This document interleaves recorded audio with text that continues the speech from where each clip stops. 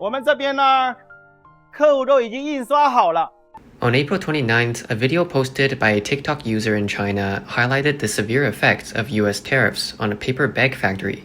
At our factory here, our clients have already printed everything, but now they're saying they don't need to go ahead. Everything is about to stop. What's going on? Are people not eating anymore? What's happening? It's all a mess. So how are we as a factory supposed to face this? 今天来到广州番禺啊。 Today, I'm in Panyu, Guangzhou.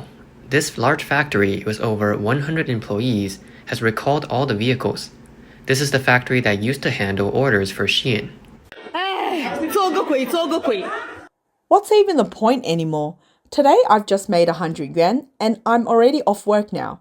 We won't even have anything to do tomorrow. 200 or 300 yuan. What's the point of that? We are going on a long holiday. It's going to be a long holiday. This much money is not enough for me to buy groceries, which already costs at least 100 yuan for me. No words can explain how that feels.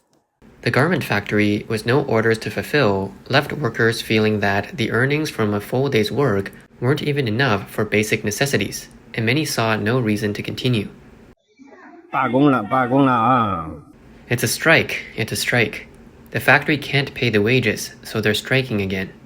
One worker shared a video revealing that the factory had no orders, couldn't pay wages, and that workers had gone on strike. The boss reportedly loaded up goods and fled, while workers took materials as payment for debts. Another factory has also started a long holiday. A video on YouTube remarks, "It's holiday time, and many factories have nothing to do. With so many people on holiday, what are we going to do? Without production, there's no demand for machinery." 机器都直接堆到院子外面来了。 The machines are all piled up outside the yard now. They're stacked high, and there's no other way. We just have to pile them outside. There are too few people buying machines now. Everyone's selling them. What's going on with this market? What are we going to do? There are just too many machines, and even though the prices are lower now, no one wants them. They're all just stacked here. 这些都是出口美国的啊，现在特朗普加税。 These were all for export to the US. Now, with Trump's tariffs, they're just sitting here. They were supposed to go to the US, but now they're stuck in the factory. As many factories shut down, owners are starting to sell off their machinery and flee. I don't know how you feel when you see this scene. These machines came from bankrupt factories all over the country, and some of them are even large factories that were installed but never put into use. Equipment worth millions, even tens of millions, is now being treated like scrap. At a warehouse in Chashan, Dongguan, they're tearing down machines, but there are just too many. The goods are piled up like mountains. The sharp increase in US tariffs under President Trump has caused a rapid loss of export orders for Chinese manufacturers, leading to the suspension of production in many factories. In key export hubs like Yiwu and Dongguan, a number of factories have temporarily laid off half of their workforce and halted production for weeks. Toys, sports equipment, and low-priced consumer goods factories have been hit the hardest. Cameron Johnson, a senior partner at Shanghai-based Tidal Wave Solutions, told CNBC, "I know several factories that have told half of their employees to go home for a few weeks and stopped most of their production." Johnson said, "While not large-scale yet, it is happening in the key export hubs of Yiwu and Dongguan, and there is concern that it will grow. There is a hope that tariffs will be lowered so orders can resume. But in the meantime, companies are furloughing employees and idling some production." The Financial Times reported that, with the impact of Trump's tariffs, bookings for 20-foot standard containers TEU on China-US routes dropped 45% by mid-April compared to the same period last year. The Port of Los Angeles expects that shipments will drop by a third starting in early May, and air freight demand is also falling. With export orders plummeting, many Chinese manufacturers have started turning to the domestic market, but it's still not enough to make up for the lost orders. They have been forced to reduce production for months. Woods Wool, a sportswear manufacturer based in Ningbo, said they've tried live streaming on Baidu's e-commerce platform to avoid the time and cost of setting up a studio or hiring a team. Brand manager Li Yan at Woods Wool shared, "We've had all our US orders canceled. Over half of our production used to supply the US market. And even with the live streaming platform, filling the gap left by the lost overseas orders is still very challenging. Some of our production capacity will sit idle for 2 to 3 months until we can find new markets." The New York Post pointed out that dozens of clothing factories in Guangzhou's Panyu district, known as Xi'an Village, have stopped production due to the US canceling the $800 de minimis exemption for small packages. Along with the new tariffs, many factories that supplied Xi'an are unable to shift their production lines and have no choice but to close. Xi'an has advised some suppliers with funds to consider moving production to Vietnam, but many smaller businesses have had to exit the market.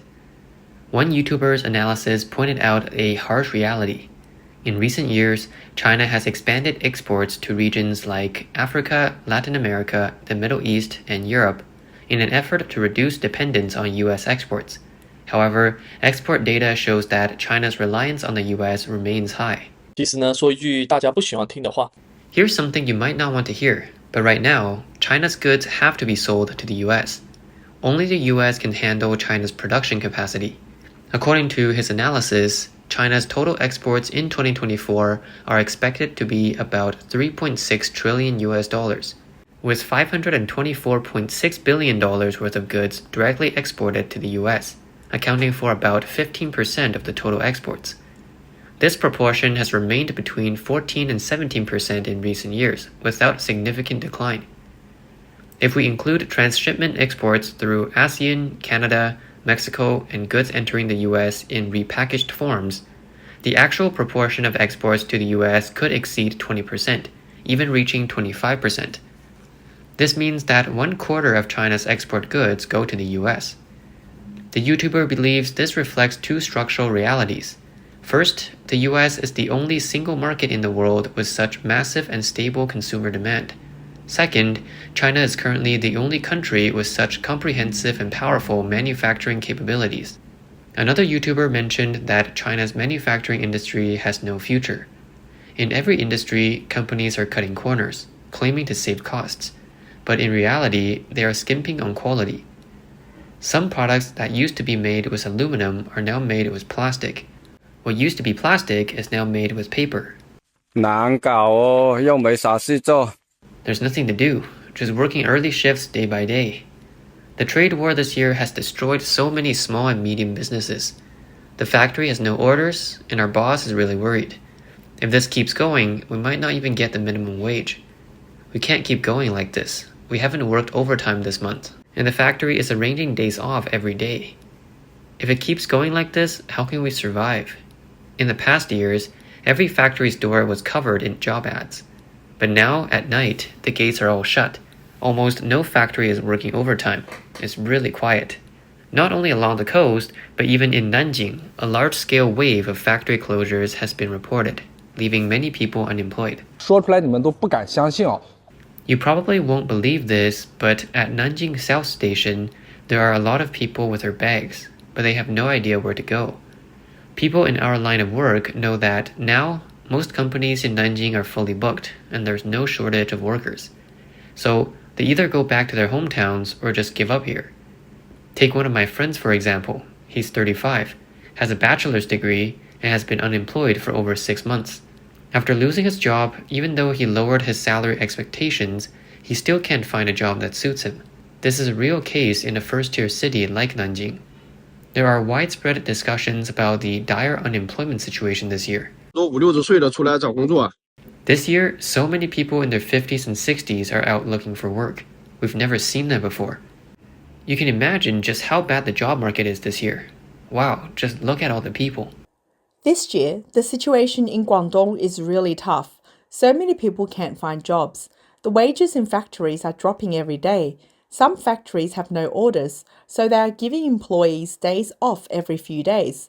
Some are even laying off workers. If you are older, they are telling you to go home and retire.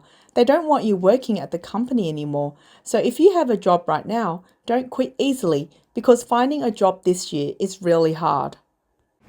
April 29th marked 100 days since President Trump returned to the White House. On the morning of that day, U.S. Treasury Secretary Bessent attended a White House press briefing and discussed key issues such as trade talks and the U.S.-China tariff war. He emphasized that if the tariff war continues, China could soon lose 10 million jobs. The Chinese government claims that the unemployment rate in March 2025 was only 5.2%, but this data is widely doubted. According to estimates from Goldman Sachs, around 10 million to 20 million Chinese workers are involved in businesses related to US exports. And in 2024, the total urban workforce in China was about 473 million. US economist Davy Jun Huang stated that exports to the US account for about one-third of China's total exports. Such high overcapacity could spread to other industries, particularly in the Pearl River Delta and the Yangtze River Delta regions, including textiles, apparel, electronics assembly, and export packaging. This will affect the entire supply chain, including logistics and shipping, leading to the collapse of many small and medium-sized businesses, potentially resulting in 30 million to 35 million people losing their jobs. The Chinese government has yet to provide credible unemployment data. On April 28th, the State Council Information Office held a press conference to introduce measures to stabilize employment and the economy. The fact that stabilizing employment was prioritized over stabilizing the economy indicates the severity of the unemployment situation. With more people unemployed, although a revolution hasn't occurred, China's crime rate is beginning to deteriorate further. In Hainan, there are still people robbing others and stealing phones. Someone even stole the battery and pried open the lock. One vlogger warned that several issues will arise in 2025. When the economy is down and money is hard to make, 3 professions will arise. First, theft. Second, robbery. Third, fraud. It's considered a social pattern.